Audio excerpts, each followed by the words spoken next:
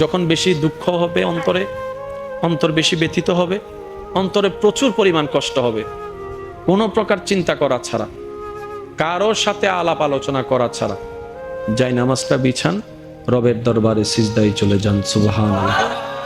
চোখটা বন্ধ করেন, চোখের পানি ছাড়তে থাকেন, মন হালকা হতে থাকবে, সিজদায় রবকে বলতে থাকেন, যা বলার বলতে থাকেন, যেভাবে বলার বলতে থাকেন।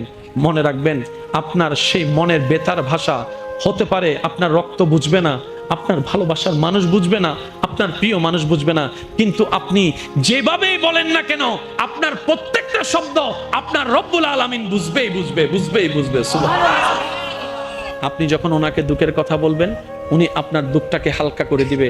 সেই দুঃখের খবর প্রকাশ করে আপনাকে কখনো বেইজ্জত করবে না। আর আপনি যখন সুখের খবর পেয়ে রবের দরবারে সিজদায় চলে যাবেন, তখন আল্লাহ তাআলা খুশি হয়ে আপনার সুখটাকে আরো বাড়ায় দিবে। লা ইন শাকারতুম লা আযীদান্নাকুম আয়াতের উপর আমল হয়ে যাবে। আপনি শুকরিয়া করতে থাকবেন, সুখটাকে বাড়তে থাকবেন, সুখের কথা বলতে থাকবেন, রব্বুল আলামিন দেখে দেখে আপনার সুখও বাড়ায় দিবে, শান্তিও বাড়ায় দিবে। বলেন না সুবহানাল্লাহ।